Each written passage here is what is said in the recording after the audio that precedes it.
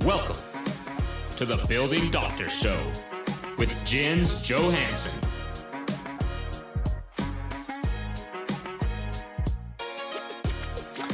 All right. Welcome to the Building Doctor Show. I'm your host, Jens Johansson. Glad to see you here to learn more about your buildings. Today, you are not going to fall asleep, but we're going to talk about insurance. We're actually going to talk about builder's risk insurance and why we think HOAs should consider it. So if you're joining us today from the podcast or YouTube, if you're joining us from these other platforms today, thanks for listening, but be sure to sign up for the live content on this show if you can make it, because you'll get your questions answered for free. And it's a great place to connect and ask any questions about builder's risk or other questions throughout the month, and we can get those answered for you live.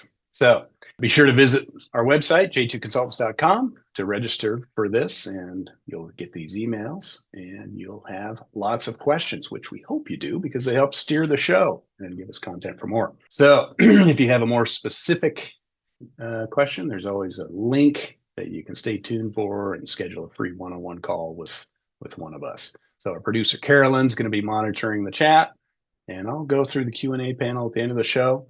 As always, we always give away some swag, so stay tuned for a little raffle giveaway, and you'll get some cool things. So remember, this show is for educational content only. We're not giving you legal or financial or engineering advice here on the show. And don't forget to hit that like and subscribe button and ask questions. All those help our little ratings and help us create more content for you. So let's get into today's agenda. Yeah. Okay. So we're going to talk about the common insurance policies at play in, any remediation project. What is builder's risk insurance, and what does it cover, and when do you need it, and what is this extra thing called, this particular kind of policy? When does it kick in? When does it end? How is it different, and why HOAs should consider it in big remediation projects? It's usually in new construction, but big remediation projects have some of that. We'll talk about some myths or some misconceptions, and then give you an outline of when is it worth it and when it's not, why you should think about it. So, okay, so the usual policies in place. We've got the existing property policy. So our premise is we are working on an existing condominium building. We're repairing it. We're doing a strip and reclad or a big roof job or a plumbing repipe or any of these it's a bigger project than just painting it. So you've got the existing policy in place. It's called the master policy. And this is the condo policy. And this covers fire, flood, some kind of damages, slip and falls, things like that. Now, if we have a contractor on site, whether they're a general or a sub, they always have what's called a CGL policy, a commercial general liability policy, which covers the contractor's accidents or some acts. And it brings in automobile policy and labor and industries, or in Washington it's labor and industries, in Oregon it's BOLI, Bureau of Labor and Industries. Every state has a state policy, and that state policy rolls over to OSHA federal requirements, and so they get involved in that and make contractors have a construction contractor policy. Then we have subcontractor policies, and so those are again like contractor policies, but we have, in a subcontractor relationship, we have what's called a third party relationship. So client hires general, they have a first party relationship. General then hires subs to the client. That subcontractor is a third party. And so we'll get into some of the nuances on that. But the piece there, the thing there, if the contractor self-performs work with their own forces, there's often some insurance language there that says they don't cover their workmanship. And so from an insurance coverage standpoint, it's good to have subs. But what that essentially prevents is the insurance company isn't covering stupid insurance. And so what I mean by that is an unscrupulous contractor could just, if they had that, they would just not do the work and then tell you to go call their insurance company to finish the work. And so that's why the insurance companies say we don't cover their workmanship. That's construction defect, right? So that's a exclusion. But the idea is that if there's an accident, unplanned for event, people are doing things in a reasonable fashion, we'll provide coverage. So what we end up with, well, then we also have resident policies. So individual unit owners have policies within this master association. So what we run into is we have a master policy that covers fire. We have a resident policy that probably covers some fire. We have a contractor policy that covers fire. And we have a sub policy that covers fire. So we have 4 policies that cover fire. Who pays first? And who has coverage for what. So in that weird resident example, their toaster catches the unit on fire. That goes out the window and damages the contractor's scaffolding, which then falls over and hits the contractor's rental forklift. And that tips over and hits the pile of new windows waiting to be installed. So whose policy, the renter's policy never contemplated covering scaffolding or a rental forklift or a pile of windows used for other residents. And so this is the kind of scenario and how the scenario plays out. So who covers what? Who has coverage for what? If 4 policies all have fire coverage, when do they kick in? What about the deductibles? The master policies we're seeing, we've done some other episodes on, how condo insurance policies are changing and those deductibles are going way up. So the master policy may have a $25,000 or $50,000 deductible. Okay, so the coverage kicks in after $51,000. Who pays for that 50? So you can kind of see, not only do we have gaps, we have differing policies for differing things, and that thus creates the mess. So, okay, so let's talk about, the toaster example is a little weird, but the problems, here's, kind of the common problems. The condo property policy contemplates repairs and maintenance, but they're not contemplating typically large repairs. And so this is where we got to get with your insurance broker, or you need to ask your broker or agent. So this is a little larger than routine maintenance, for instance, or maintenance or maybe replacement. But what if we're shoring up the building? What if it's settled a little bit and we have to shore it back up and the shoring has an issue? Was that contemplated in the original policy? And so scaffolding or crane collapse, you see those on the news. They're not really covered by your property policy, but the crane hit the property. So you have to fight it out with the GC or the subs or even the public. Damages to the, materials or equipment, not part of the building yet. We ordered a big container full of windows, or we ordered a big pallet of plywood or siding. It's sitting on site, but maybe it got vandalized or stolen. Once it's usually attached to the building, then it's covered under your building policy. When it's not attached, it's sitting right there. It's on site, but it's not attached. And so these are the little things we're talking about here. So the subs policies may pay for cars damaged. They may pay for neighboring damage, but that bystander or that, this person on the sidewalk often has a gap. The China collection would often have a gap. The fine art, I've seen all sorts of, here's really fancy art that the contractor's policy didn't contemplate covering. And so anyway, you have these little nuances here. So these are real things. The other problems kind of continued. We have non-employees on the site. And how these are defined is under the resident policy and the master policy, it's the resident and their guests, or the residents or the people who are supposed to be there. In a commercial business policy, it's the tenants and their clients. Think about that mixed use building that has a Starbucks on the bottom floor. We got everybody coming into Starbucks, but something fell off a ladder and landed on a person there. So anyway, then think about the terrorism stuff and the latest kind of violent protests and things like that. So now we're even getting this new term, domestic terrorism or domestic terrorism. And so why is the news and government saying that?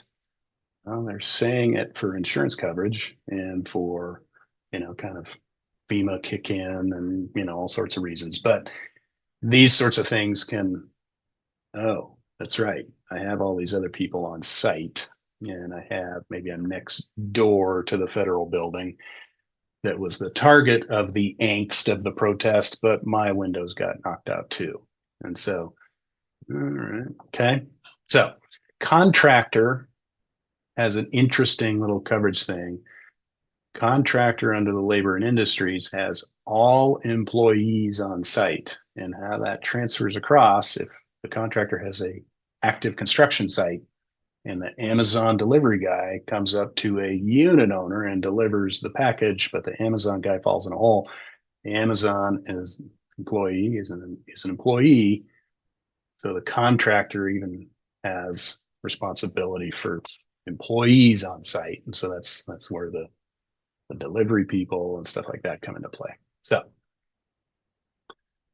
okay, most common risks. Here's the most common risks are employees getting hurt. So and even I'd call it So residents are down there too, but employees getting hurt, and that's what contractors L&I policies cover. That's very state specific. It's a requirement. We have typically great coverage for employee related claims. Next, we have auto issues. The brakes on the contractor's truck failed, or the parking brake wasn't set. It rolled in, hit the Mercedes. The Mercedes then hit the babysitter. And so, okay, now we've got a resident insurance policy with the car, and then the babysitter was a guest of okay, so now we kind of trickle. And so you can see kind of these secondary causal factors, or a chain of events. Third, overhead things, ladders falling over. That's a very common overhead risk. Contractor's CGL policy has coverage for that pretty clearly. Now we got fire and flood. So remember we went through we have 4 policies that cover fire. So we have to determine cause. Was it a construction cause? Was it a resident cause? Was it a homeless person cause? So now we get into different property policies. Now that fire damaged the building, it's already been built, so the property policy pays for that, but it also damaged the stack of material or the rental equipment or the whatnot. And so contractors' tools and materials usually aren't covered under the master policy.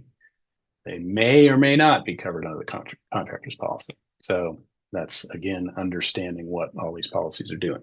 So storm damage, a very common thing. The winds were higher than expected. The rainfall was more than expected. Even if it's in the contract requirements, contractor shall provide weather protection.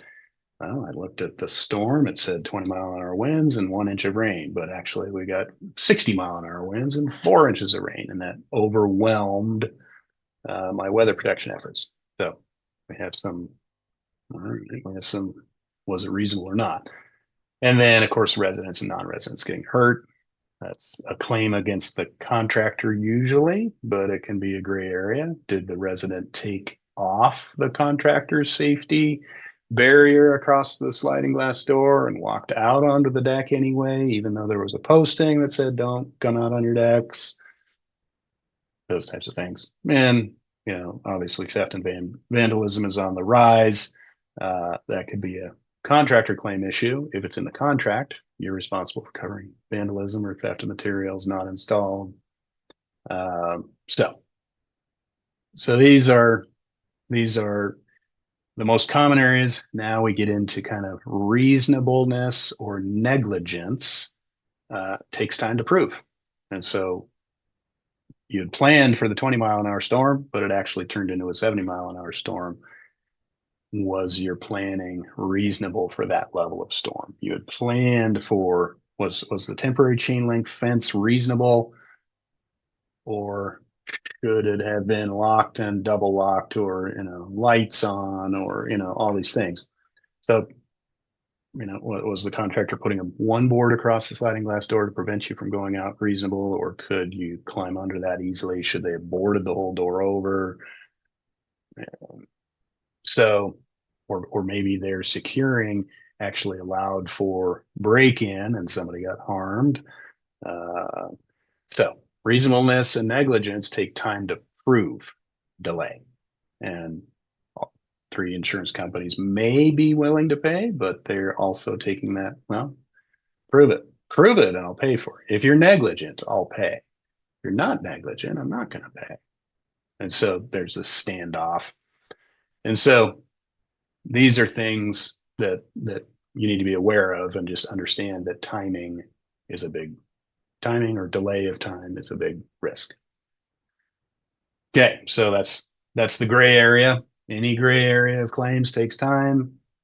You have to prove the negligence, then you can proceed. Delays and potential non-coverage.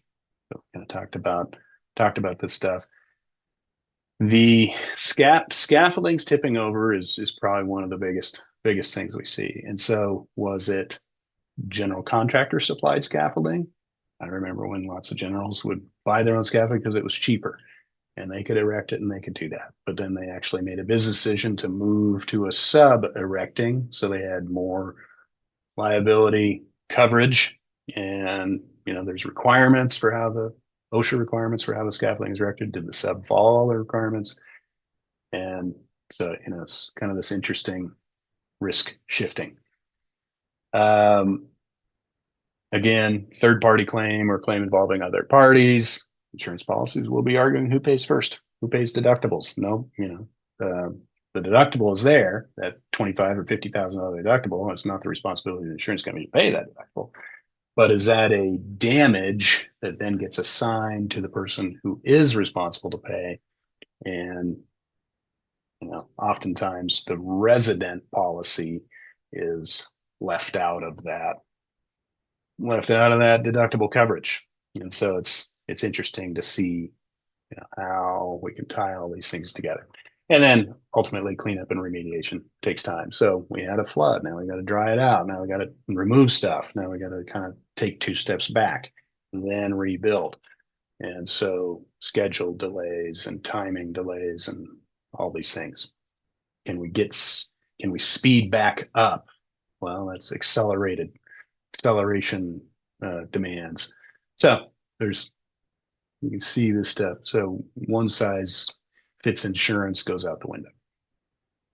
Okay, so this is what builders risk insurance. So it came from, or it's primarily used in new construction.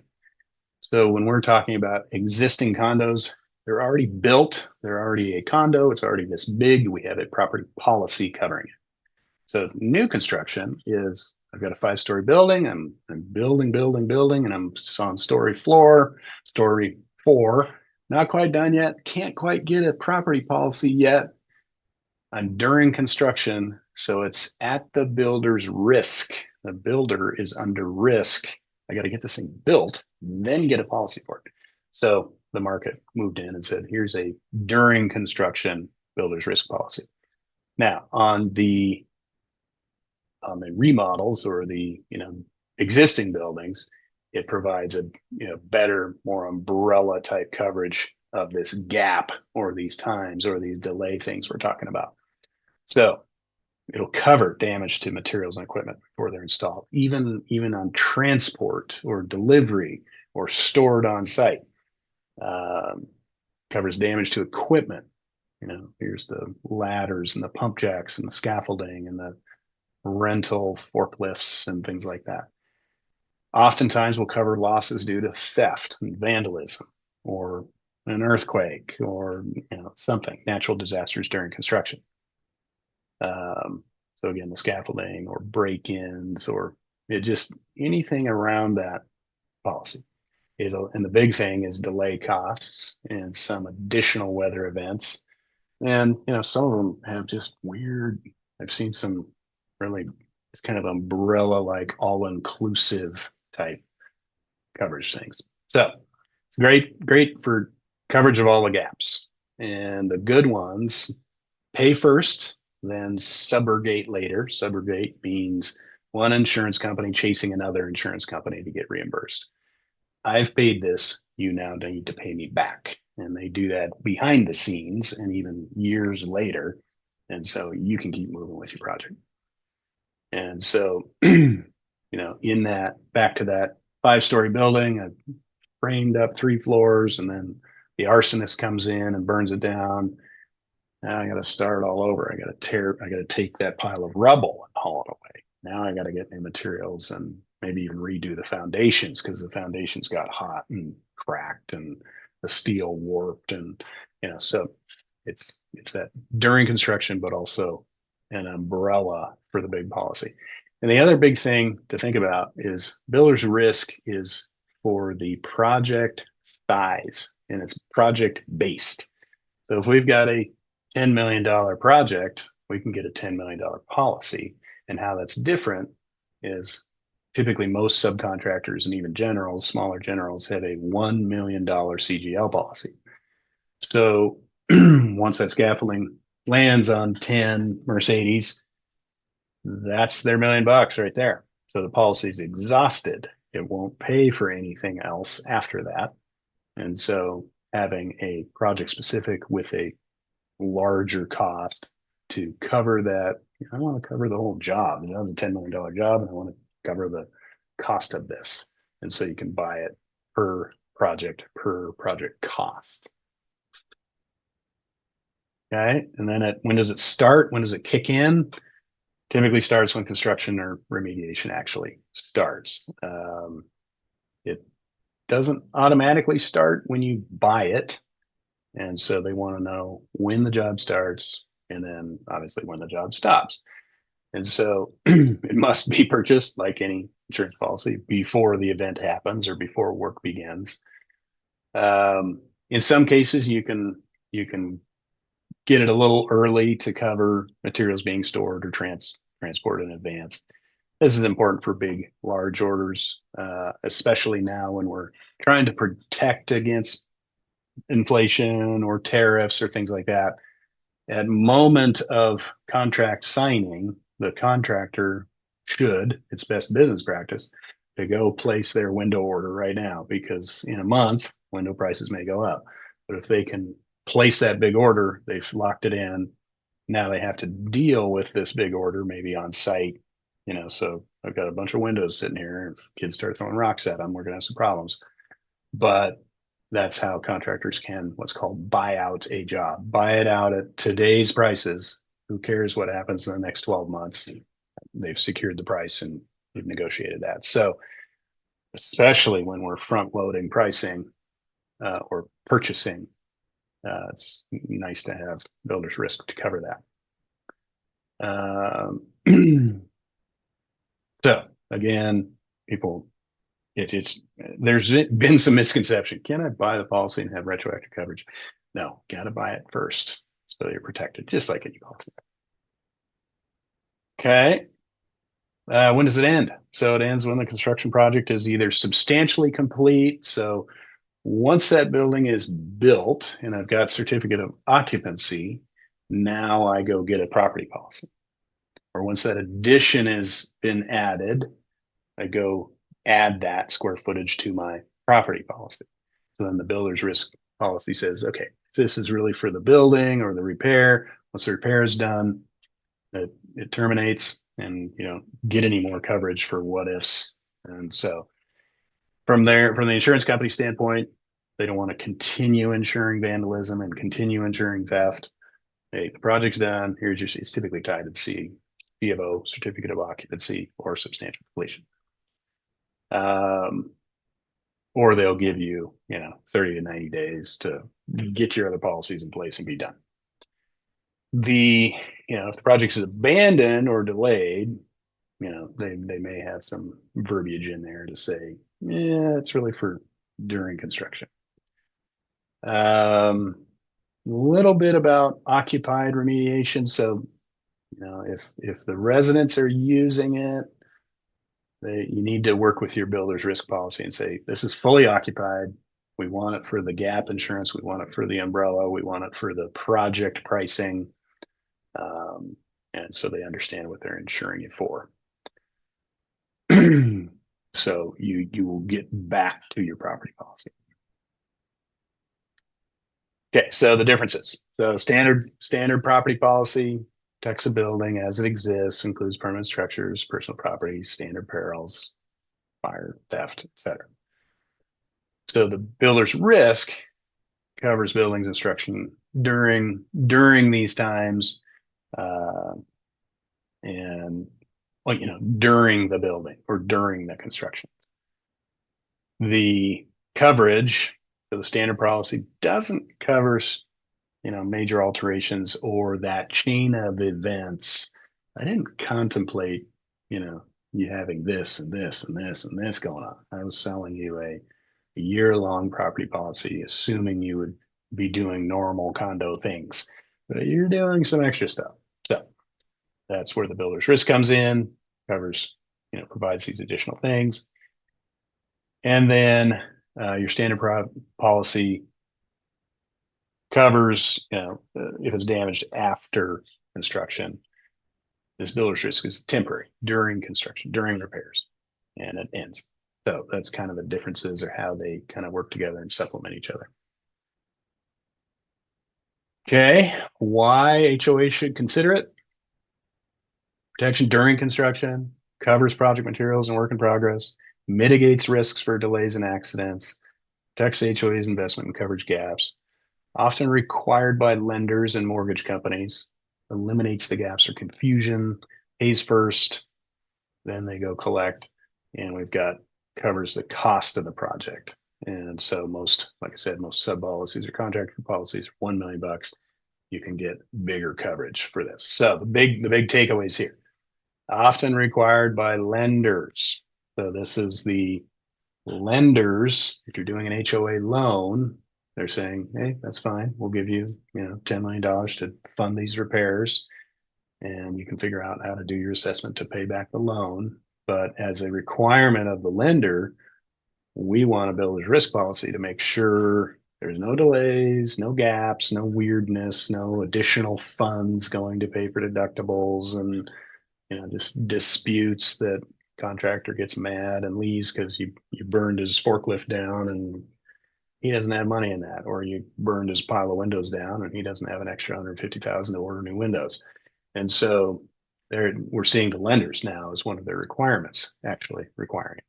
And your mortgage companies may require it too. So I think a little bit different, maybe worth doing a little survey. I don't know how many people know what their mortgage insurance covers, but you can take a look at the boards at least and say, do we have coverage for these kind of big repairs under our master policy? Yes, no.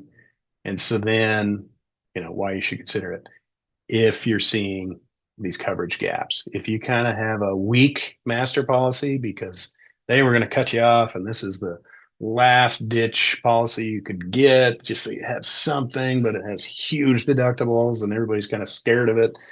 It's kind of a, what do you call that in my health insurance? It's a catastrophe policy. It's not really main everyday medical policy, but it's there for if I get in the ER room.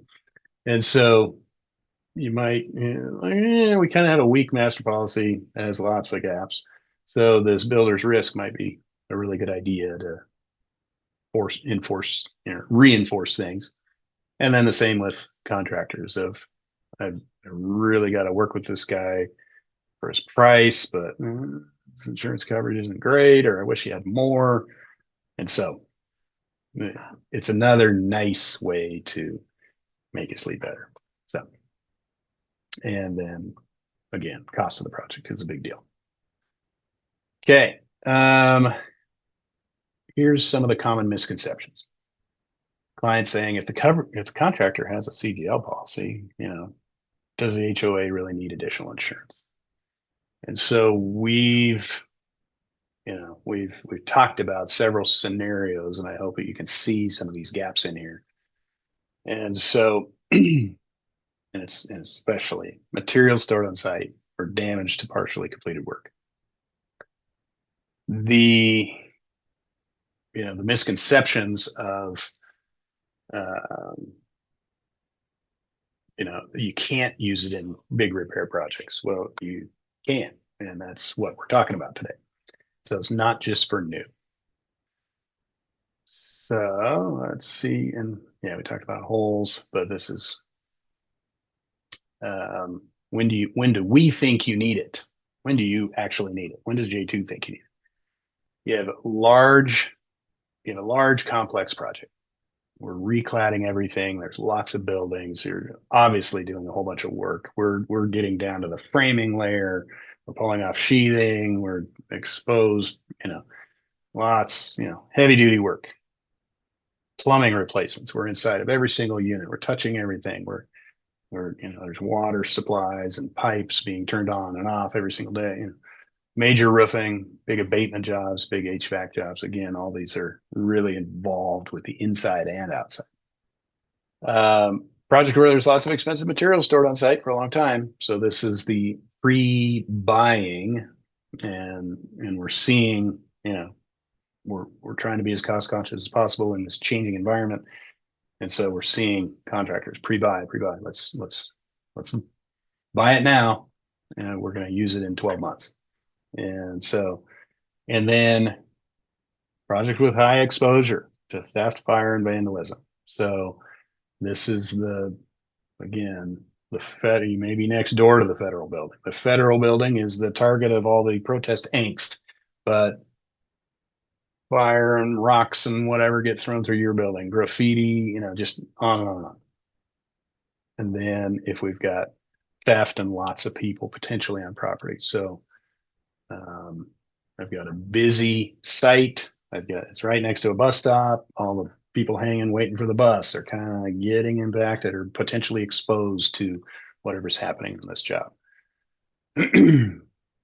So again, mixed use buildings, downtown buildings, regentrification or bad parts of town. It's a fancy word for some of the buildings are cool. A lot of the buildings are still rougher part of town. And your surroundings. The commercial work, whether if it's a high-rise condo, everybody on the sidewalk during coming and going from offices and things like that. So you see a lot more safety, a lot more, again, potential gaps in coverage there. So okay, and then probably don't need it. Smaller, more contained repairs or projects with minimal risk. Project where the HOA feels comfortable with the contractor's coverage and their coverage. And so somebody's gone through the exercise of, I've met with my broker, met with my HOA attorney, I've gotten a copy of the prospective contractor's insurance. We haven't quite signed the contract yet, but you're the one we're going to go with pending insurance review, pending this, pending that. And so give me a copy of your insurance policy. We want to take a look at. And so doing that little bit of upfront work. Okay, so it's ultimately a financial decision. It's ultimately up to the HOA's board, often with input from their legal and insurance advisors. Builder's risk insurance is generally arranged by the contractor who passes the cost to the HOA, the client. But the HOA can still secure it themselves for additional control.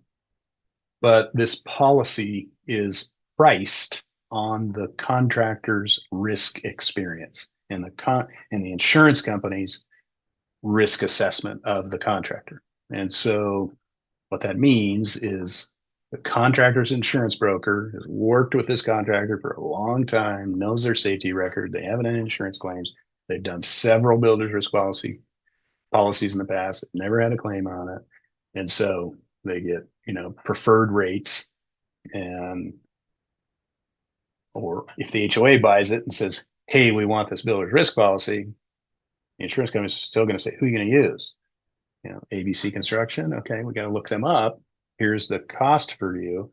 Now this is a policy that benefits both of you, but either party can pay for it. But like I said, it's usually best for the contractor to get it and provide it for the job. So there's a cost. These policies cost 1 to 5% of the contract price. So for a $5 million repair, they can cost $250,000. And they may have a higher deductible, but most times these policies have a good deductible and they're reasonable and they're there to cover things. But again, some contractors will qualify at the 2%. Other contractors will qualify at the 5%.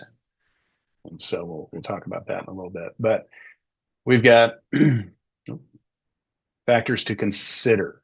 So for these decisions here, exposure. So it's the number of trades, the number of tools, the equipment on site. What am I doing something is this project inherently, there might be a higher chance of risk there, going back to that shored up the building because it was ready to fall over.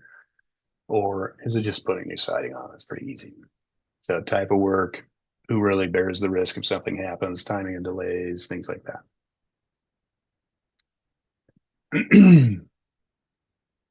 Okay. What to ask your insurance broker, saying, what coverage gaps exist in the contractor's policy, our master policy, the residence policy, and what do we need? Here's what we're doing on the job. What do we need for potential risk and potential coverage? And so, and even will this builder's risk help us avoid using our HOA master policy? We probably won't even get called. The builder's risk policy will get called. What are the deductibles?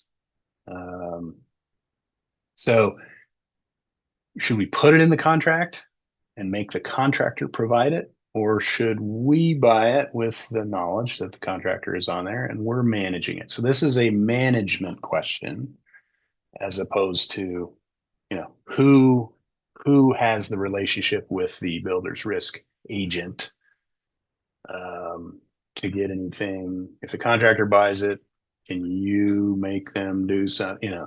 So there's a little bit of agency in the sense of who bought it. So it's nothing to think about. And it gets into who files the claim, who is the insured, and so who files the claim, who has claim management duties, things like that. And again, the insurance broker, builder's risk, we're really worried about ultimately people getting hurt. So whether it's employees or residents or guests or things like that. So is the neighbor covered? Is the guy at the bus stop covered? Is the passerby covered? And do we have good, is the builder's risk necessarily that coverage, or is that the contractor's L&I? So those things are there. So we've put together 20 questions to ask before deciding on a builder's risk insurance. Carolyn's going to put that link in the chat. That's just kind of a simple guide for you to kind of help you through that. So some common understandings. This first one's a myth. Seems like it covers the builder a lot more, so the contractor should pay for it. And it's kind of the reality. You either have the policy or you don't. And so to the contractor, it's cost of working on your project. They're not going to carry that policy. It's a project specific policy. And so if you want them to have that, they will pass the cost on to you. These policies really benefit both parties, from coverage to claims handling to overall speed and moving things along and not having any delays. But it seems like, well, it has a builder name on it, so it must be the builder's policy to go by. And so it's something you can go through the contract bid phase or the negotiation phase. You could have this as a requirement. We want a builder's risk policy covering the total project cost. All the bidders know, make them go buy it and provide it. Some are paying 5%, others are paying 2%. Or you can get down a negotiation and say, okay, now we also want a builder's risk policy on it. How much is that going to cost? How much are you going to charge us? Is this going to be a negotiated item? Tell you what, I'll split it with you. Is this going to be a contractor's really hungry and saying, I'm not going to let 2% stand in the way of me losing this job. I need to keep these crews busy. We got to keep going. I'll provide it for free. Okay. So there's different ways you can build it into the project bid requirements. You can negotiate it right before signing. You can share the cost, split the cost. It just depends. And that's why you have a competitive bid process. One guy's going to charge me for it, another guy's going to split it with me. So these are little things you can do there, but this is how it's. I think the biggest one is it's called builder's risk. They should automatically have it. Well, they don't automatically have it. They come with a CGL policy. So if you go back to physics, I think we were all taught the law of consumption of energy that says energy cannot be created nor destroyed, only transferred. So that piece of firewood, it'll burn, and the energy is the heat that comes out in the fire, and plus the ashes that are left over. And so nothing was destroyed. So similar law of risk. Risk is not created or destroyed. It is only shifted with insurance policies. And so insurance policies, contract language, things like that. But what we're trying to bring to light is there's this extra policy, and it may be 150 grand, but it provides pretty incredible coverage in a lot of these gaps that when this happens. So it's a business decision. Is it worth it? Basic insurance coverage is mandated. You and the contractor have to have these policies on existing. You've got your existing property policy. They have a CGL policy. But this additional builder's risk is a business decision. It's a pretty wise one. We recommend builder's risk policies on larger, more complex projects. Probably 50% of the projects we work on. For a reality perspective, around 5 to 10% of those larger projects actually obtain a policy due to the additional costs. Now, smart HOA attorneys, they come to us and say, this client's getting a builder's risk policy, period. But, okay. So they've had that conversation. They're understanding risk, and it's great. It's a nice additional layer. But we can also manage some of this risk using good contract terms for theft, vandalism, weather and storm controls. You can build this into a good scope of repair and a good set of project documents that the contractor, it's clearly here, you were to provide. And I'm sorry you lost your materials, but it's part of your requirements to do. So no charge to me and no delay for, they would be in breach of contract if they walked off the job because they were mad. And so it's like, well, it was in the contract language. And then the big thing is naming you, the client, as additionally insured on the contractor's policy helps prevent any kind of finger pointing and claim delay from the contractor's insurance regarding who pays first.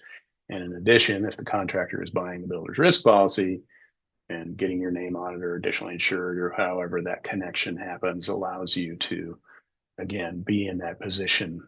Additionally insured allows you to stand in the contractor's shoes under their policy. Say, I'm this additionally insured. So that is a standard for all of our projects, and it's 1% of the time when clients proceed directly with a contractor. I was like, well, you got it named additionally insured, right? What's that? So okay, all right. So anyway, use a good expert to help you walk through this and advise on this.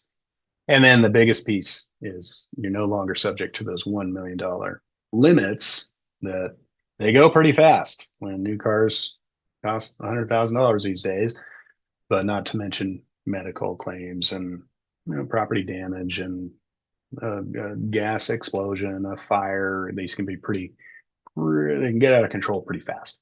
And so, and that's really the key takeaway here. Everybody plans for the worst and hopes for the best. But every crisis or disaster, if you've ever kind of been involved in one, it gets out of control really fast. And having that additional gap coverage and additional limits really helps you sleep well at night and not not worry about it.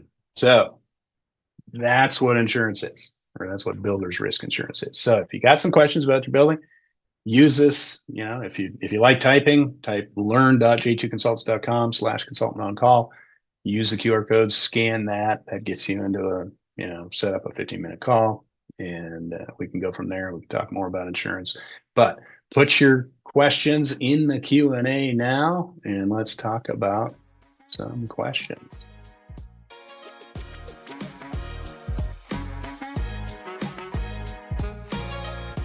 This podcast is part of J2's free live webinar, The Building Doctor Show.